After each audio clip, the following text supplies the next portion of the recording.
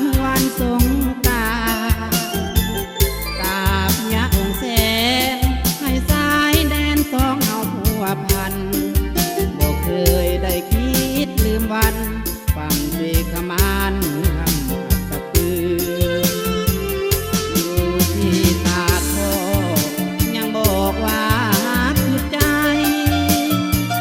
แล้วไปกราบไหว้พระใหญ่ดินแดนละบือเมืองถิ่นผู้ดีแห่งนี้น้ำใจแสนซื่ออยากเห็นหน้าน้องที่มือ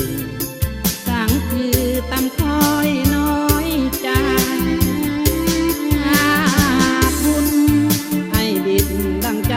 ไปพันจะคืนกับหัน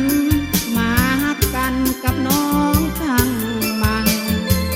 คิดฮอดแม่บล็อก